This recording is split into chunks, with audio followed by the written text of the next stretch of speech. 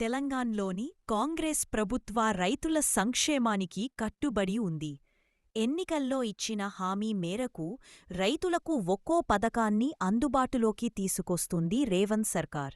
ఇటీవలి పంట పెట్టుబడి సాయం కింద అందించే రైతు భరోసా పథకం నిధుల పంపిణీని రాష్ట్ర ప్రభుత్వం రికార్డు వ్యవధిలో విజయవంతంగా పూర్తి చేసింది.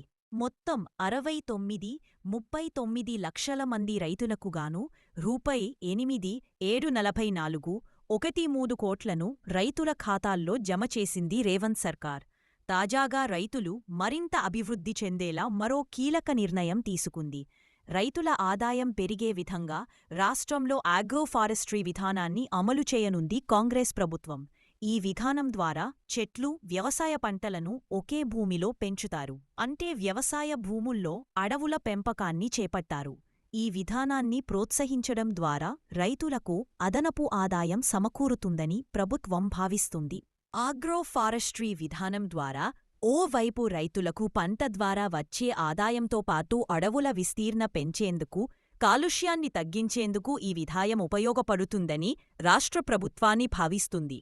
మరోవైపు దేశంలో వ్యవసాయ భూముల్లో అడవుల పెంపకంతో రైతులకు అదనపు ఆదాయం సమకూర్చాలని కేంద్ర ప్రభుత్వాన్ని నిర్ణయించింది. అందుకు సంబంధించిన డ్రాఫ్ట్ కాపీ రూల్స్ను ఇటీవల జారీ చేసింది. వ్యవసాయ భూముల్లో అటవీ ఉత్పత్తులను పెంచాలనుకునే రైతులు ముందుగా నేషనల్ టింబర్ మేనేజ్మెంట్ సిస్టంలో పేర్లు నమోదు చేసుకోవాలి. వ్యవసాయ భూమిలో ఎలాంటి మొక్కలు పెంచుతారో చెప్పాలి. వ్యవసాయ భూముల్లో ఇదివరకే ఉన్న చెట్లను నరికివేయాలనుకుంటే, అవి 10కి మించి ఉంటే వెంటనే నేషనల్ టింబర్ మేనేజ్మెంట్ సిస్టంలో దరఖాస్తు చేసుకోవాల్సి ఉంటుంది. ఈ చెట్ల ద్వారా రైతులు అదనంగా ఆదాయం సమకూర్చుకోవచ్చు. మరోవైపు ఇందిరమ్మ ఆత్మీయ భరోసా పథకం కింద భూమి లేని వ్యవసాయ కూలీలకు సాయం చేసే ప్రక్రియను రాష్ట్ర ప్రభుత్వం మొదలుపెట్టింది. అలాగే కౌలు రైతులకు ఆర్థిక సాయాన్ని అందించేందుకు రాష్ట్ర ప్రభుత్వం కసరత్తు చేస్తోంది. రాష్ట్రంలోని భూమి లేని రైతు కూలీలకు ఏటా 12,000 ఆర్థిక సాయం చేస్తామని ఎన్నికల సమయంలో కాంగ్రెస్ ఇచ్చిన 6 గ్యారంటీలో తెలిపిన విషయం బరింపూర్వి.